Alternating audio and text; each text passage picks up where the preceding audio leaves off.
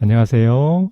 이번 시간에는 골재의 비중과 흡수율을 어떻게 측정하는지 살펴보도록 하겠습니다. 콘크리트 표준 시방서에서는 골재의 품질에 대해서 다음과 같이 규정을 하고 있습니다. 물리적 성질 측면에서는 암석 고유의 강도가 단단하고 강한 것을 사용해야 된다라고 규정을 하고 있습니다. 이런 암석 고유의 성질은 강도뿐만이 아니라 안정성이나 내구성 측면에서도 많은 영향을 끼치기 때문에 단단하고 강한 것을 사용하도록 규정을 하고 있는데, 사실 골재는 부피가 작고 형상이 모두 제각각이기 때문에 직접적으로 강도를 측정하는 것이 쉽지가 않습니다. 그래서 시방서에서도 절대 건조 밀도나 흡수율과 같이 간접적인 방법으로 해서 이 기준을 만족하는 그런 골재를 사용하도록 규정을 하고 있습니다. 그래서 이 밀도와 흡수율을 어떻게 측정하는지 살펴보려고 하는 것인데요. 이 골재의 비중과 흡수율은 사실 반비례하는 관계가 있습니다. 골재의 비중이 크다는 것은 그만큼 내부에 공극이 없고 밀실하게 채워져 있기 때문에 물을 흡수하는 흡수율이 굉장히 떨어지게 되고요. 반대로 비중이 낮으면 예를 들어서 골다공증 같은 걸 생각했을 때 내부에 공극이 많아서 물을 더 흡수를 많이 할 수 있다라고 규정을 할 수가 있습니다. 생각할 수가 있습니다. 그래서 절대 건조 밀도의 경우에는 세제곱센티미터당 2.5g 이상이 되도록, 그리고 흡수율의 경우에는 3.0% 이하가 되는 골재를 사용하도록 규정을 하고 있는 것입니다. 이렇게 골재의 비중이 커서 내부가 밀실한 그런 조직을 갖는 골재라고 하면 도가 크다는 것을 우리가 알 수 있고요. 그 다음에 흡수율이 적기 때문에 나중에 동결융해나 내구성 측면에서 매우 좋은 성질을 보인다라고 볼 수가 있겠습니다. 그래서 품질 기준으로서 밀도하고 흡수율이 일정한 수치값 이상이 되는 것을 만족하는 골재를 우리가 사용해야 되는데요. 그 시험에 대해서 살펴보도록 하겠습니다. 자, 우선 굵은 골재의 밀도와 흡수율을 어떻게 측정하는지 살펴보겠습니다. 자, 그림에서 보시는 것처럼 시험을 준비할 때는 저울을 사용을 해야 되는데, 이때 이 저울은 수중 중량을 잴 수 있는 그런 저울이어야 합니다. 여기서 이제 수중 중량을 재기 위해서 또 철망대, 높이와 지름이 20cm 정도가 되는 철망대를 이용을 하게 되는데요. 이거는 부피를 측정하기가 어렵기 때문에 우리가 이제 수중 중량을 이용해서 부피를 측정하기 위해서 이런 철망대 같은 것들을 사용하는 겁니다. 용기 안에 물을 가득 채운 다음에 철망대에다가 골재를 집어넣고, 그리고 이제 무게를 재게 되면 수중 중량을 잴 수 있게 되기 때문에 그런 방법을 이용을 하게 됩니다. 실험을 할 때 이제 우리가 최소한으로 사용해야 되는 골재의 질량은 굵은 골재 최대 치수의 0.1배를 곱한 값으로 사용하도록 하고 있습니다. 건축 공사의 경우에는 보통 25mm나 20mm 정도를 사용하기 때문에, 예를 들어서 25mm를 사용한다라고 하면 0.1을 곱한 값 2.5가 나오는데요. 이때 이제 2.5kg 이상이 되는 굵은 골재를 이용해서 시험하도록 규정을 하고 있습니다. 자, 밀도라고 하는 것은 우리가 KS의 경우에는 비중이라는 값으로도 비중 시험으로 정의를 하고 있기 때문에 밀도나 비중은 같은 용어라고 보시면 될 것 같고요. 엄밀하게 구분을 하지 않고 두 개를 혼용해서 사용하도록 하겠습니다. 여기서 이제 밀도는 단위 부피당 질량을 나타내는 그런 값을 나타냅니다. 수식으로 나타내면 어떤 재료의 질량을 재고 그 재료의 부피로 나눠준 값이 이제 밀도라고 볼 수가 있겠는데요. 질량, 다시 말해서 중량은 저울을 이용해서 쉽게 측정을 할 수가 있습니다. 골재의 중량은 저울을 이용해서 쉽게 측정을 하면 되는데, 여기서 이제 부피가 문제가 되는데요. 그림에서 보시는 것처럼 골재의 형상이 매우 제각각이기 때문에 직접적으로 부피를 측정하기는 어렵습니다. 만약에 뭐 액체 상태라고 하면 일정하게 용기에 담아서 눈금을 읽으면 되지만 골재는 그런 액체가 아닌데다가 형상이 제각각이기 때문에 부피를 직접적으로 측정하기가 어려운 것이죠. 그래서 우리가 간접적인 방법으로 수중 중량을 재서 부력에 의해서 중량이 줄어드는 그 정도 값을 이용을 하는 것입니다. 그래서 철망태가 필요한 것이고 골재를 담기 위해서 물속에다가 골재의 중량을 쟀을 때에 이 수중 중량이 줄어드는 것, 이 정도를 이용을 해서 부피를 측정을 하게 됩니다. 부피를 가지고 수중 중량을 가지고 어떻게 부피를 측정을 할 수 있을까요?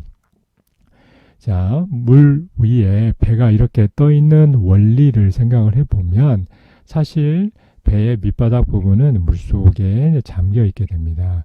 그래서 원래 배에 무게가 있다고 하게 되면 물속에 잠겨 있는 부분을 물이 밀어 올리려고 하는 부력이 작용을 하게 되고 이게 평형 상태를 이루기 때문에 가라앉지 않고 그 상태를 그대로 유지하면서 떠 있을 수 있게 되는 것이죠. 그런데 만약에 배의 무게가 증가했다라고 하게 되면 예를 들어서 뭐 물 위에 떠 있는 공이 있는데 공을 우리가 눌러서 물속에 집어 넣는 경우하고도 동일하게 생각할 수 있겠죠.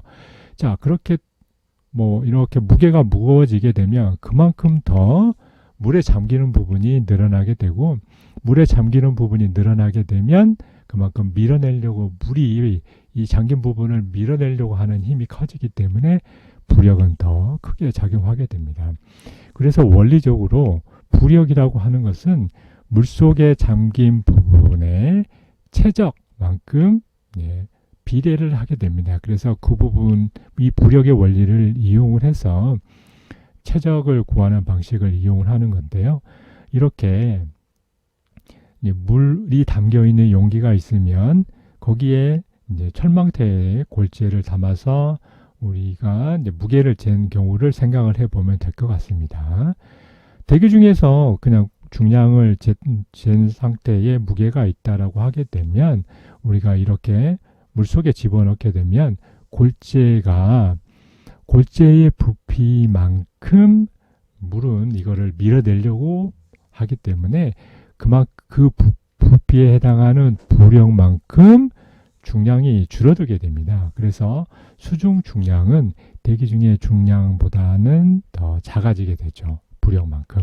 그래서 이런 원리를 이용을 하게 된다라고 하면 골재의 부피라고 하는 것은 우리가 대기 중의 중량으로 쟀던 중량에서 물속에 수중에 집어넣었을 때의 중량을 재서 그 값을 빼주면 그 값의 차이가 결국 부력이고 이 부력이라고 하는 것 자체가 부피에 해당하는 값이기 때문에 이 원리를 이용을 해서 우리가 굵은 골재의 부피를 측정한다라고 이해하면 될 것 같습니다. 자, 그리고 또 하나 구해야 되는 것이 흡수율인데요. 흡수율을 구하려고 하면 골재가 얼마나 물을 빨아들일 수 있느냐, 빨아들이는 흡수량의 개념도 이해를 해야 되고 또 골재가 수분을 포함하고 있는 상태에 대해서도 이해를 할 필요가 있겠습니다. 우선은 골재 내부에 공극이 있더라도 완전히 말라서 건조되어 있는 상태를 생각해 볼 수 있는데요. 그 상태를 우리가 절건 상태라고 얘기를 합니다. 물이 증발하는 105도씨 정도로 가열을 한 건조로에서 24시간 이상 건조를 시키면 절건 상태를 만들 수가 있는데요. 이거를 물속에 24시간 담궈두면 내부가 물로 가득 차고 그 다음에 표면에까지 물이 흡착되어 있는 그런 수분 상태로 만들 수가 있습니다. 여기서 수분 상태의 표면에 붙어 있는 표면수를 제거를 하면 표건 상태로 만들 수가 있는데요. 이 표건 상태라고 하는 것은 내부가 물로 내부가 꽉 차 있는 상태이고 표면은 건조되어 있는 그런 상태. 그러니까 표면은 건조되어 있고 내부는 물로 포수되어 있는 그런 상태를 지칭한다고 볼 수가 있습니다. 이걸 공기 중에 놔두면 일정한 부분만큼 증발을 할 때니까 어느 정도 일부분만, 공기 중에 일부분만 수분이 차 있는 그런 상태가 되겠죠. 여기서 이제 흡수율을 우리가 구하려고 한다라고 하면 표본 상태의 중량에서 절건 상태의 중량을 뺀 값, 이것이 결국은 골재가 흡수하는 흡수량이 되는 것이고요. 이 흡수량을 이용을 해서 절건 상태의 중량으로 나누어서 100을 곱하면 흡수율 값을 이제 구할 수가 있게 됩니다. 자, 그래서 우리가 이제 측정을 하는 것은 이제 뭐 여러 가지 방법으로 측정할 수 있겠지만 편의상 제일 먼저 이제 수분 상태로 만들어서 수중 중량을 측정을 하고요.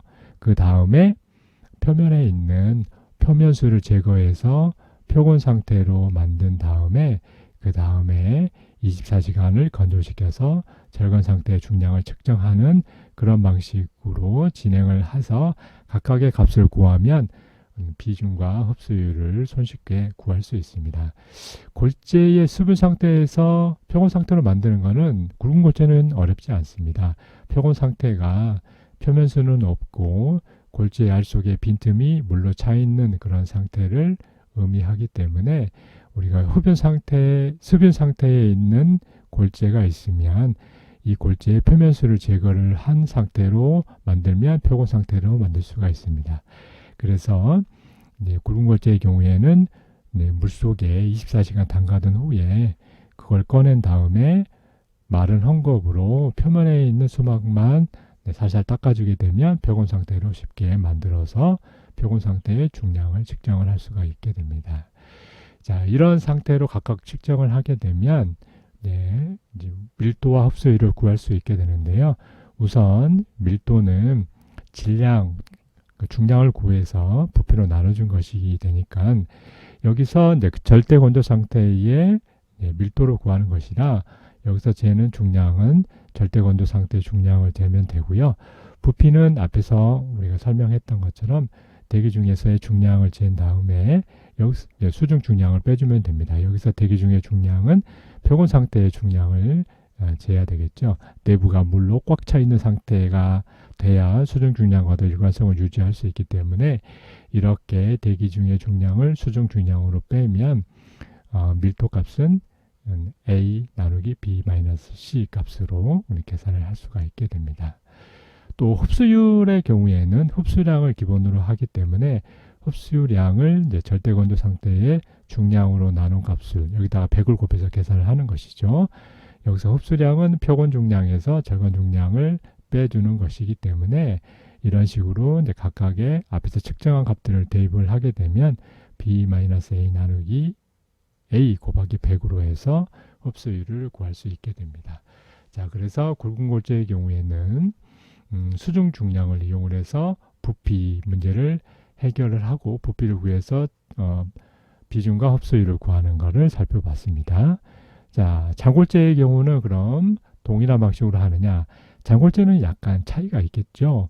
장골재는 입자가 워낙 곱기 때문에 철망태를 이용을 해서 수중 중량을 재기가 어렵습니다. 그래서 다른 방법을 쓰는데요.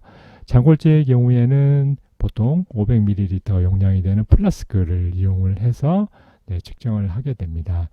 이 플라스크를 500ml의 정량을 잴 수 있는 플라스크를 이용을 하게 되면 수중 중량과는 다른 방식으로 해서 부피를 측정을 할 수 있게 되는데요.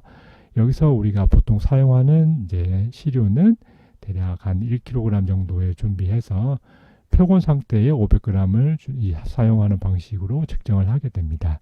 그럼 여기서 이제 한 가지 살펴볼 거는 장골재의 경우에 이제 표본 상태를 만드는 것이 굵은 골재하고 조금 다른 건데요. 굵은 골재는 물속에 담갔다가 표면에 있는 물만 수건으로 닦으면 됐지만 모래는 입자가 곱기 때문에 표면에 수건으로 닦을 수가 없죠. 그래서 다른 방법을 사용을 합니다. 장골재를 24시간 물속에 담궈둔 후에 그걸 꺼내가지고 천천히 말리면서 계속 실험을 진행을 합니다. 그리고 이제 플로우콘이라고 하는 걸 이용을 하는데요.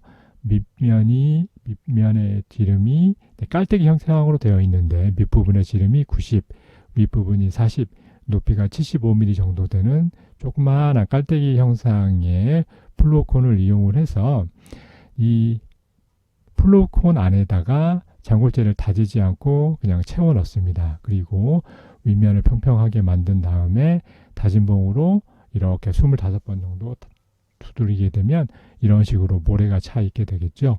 이때 이제 모래가 찬 다음에 플로우콘을 이제 들어 올리면 되는데 플로우콘을 들어 올려도 모래가 붕괴되지 않고 그대로 있다라고 하게 되면 그러면 표면수가 있기 때문에 표면수의 표면 장력 때문에 입자들이 서로 달라붙어 있는 상태가 유지된다라고 우리가 이해할 수 있습니다. 그래서 이 상태는 아직 수분 상태라고 볼 수 있고요. 그래서 조금 더 천천히 이제 고르게 건조시킨 다음에 똑같은 방법으로 또 이제 실험을 하게 됐을 때 이렇게 이제 붕괴가 된다라고 하게 되면 그러면 표면수가 증발했기 때문에 그래서 표면 장력이 없어서 이렇게 붕괴된다고 볼 수가 있게 되고 그래서 우리는 장골재의 표본 상태는 플로우콘으로 실험을 했을 때 형상이 흐트러지기 시작한 때를 표본 상태라고 판정을 할 수가 있습니다. 그래서 이 상태의 장골재의 중량을 재서 실험을 하면 표본 상태의 중량을 잴 수 있다라고 이해하면 될 것 같습니다. 자, 장골재는 플라스크를 이용을 해서 부피를 측정을 한다라고 설명을 했는데요. 그 부분을 한번 살펴보겠습니다.